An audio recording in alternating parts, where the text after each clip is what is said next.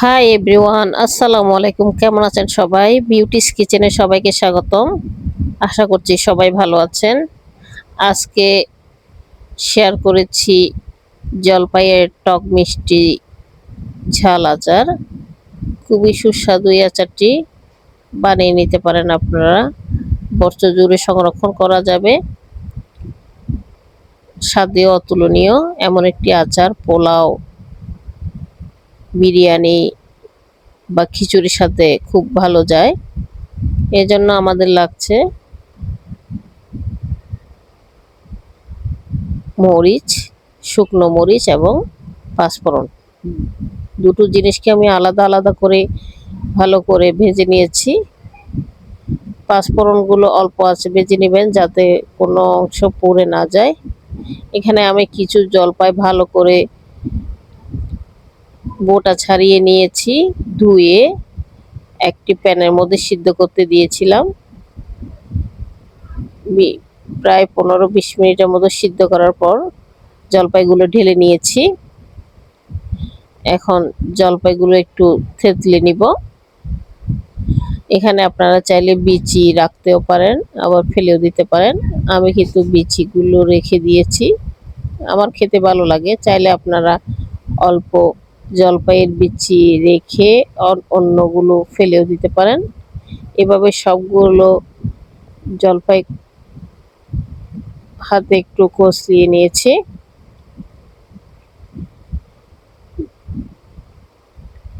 এখন একটি প্যানের মধ্যে সরিষার তেল দিয়ে দিলাম, সাথে দিয়ে দিলাম আস্ত শুকনো মরিচ, সাথে দিয়ে দিলাম পাঁচফোড়ন। এখন একটু পাঁচফোড়নের অ্যারোমা বের হলেই আমরা এখানে দিয়ে দিব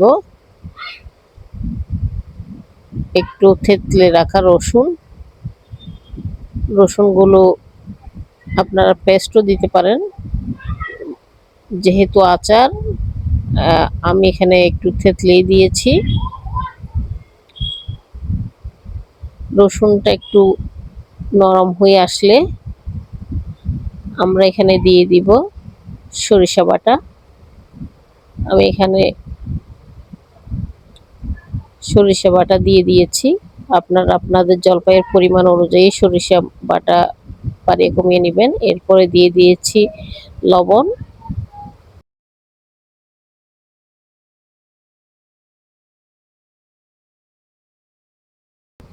সরিষার মধ্যে দিয়ে দিয়েছি হলুদ, মরিচ গুঁড়া, মৌরি গুঁড়া, ধনে গুঁড়া। এগুলো দিয়ে ভালো করে আমি নেড়ে চেড়ে নিয়েছি। এভাবে তেল উপরে উঠে আসলে এখন আমরা দিয়ে দিব থেতলে রাখা জলপাই। খুব ভালোভাবে নেড়ে চেড়ে নিব।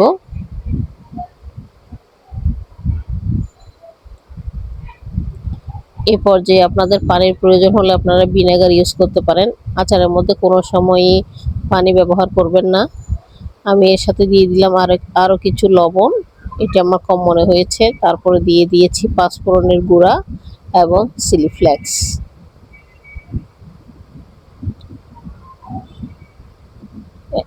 এখন দিয়ে দিচ্ছি অল্প জিরার গুঁড়া। খুব ভালোভাবে কষিয়ে নেব। এখন দিয়ে দিচ্ছি গুড়।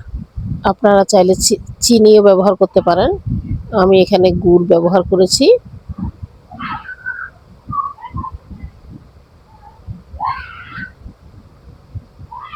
গুড় দিলে হয়তো একটু পানি ছেড়ে দিতে পারে, এতে ভয় পাওয়ার কিছুই নেই।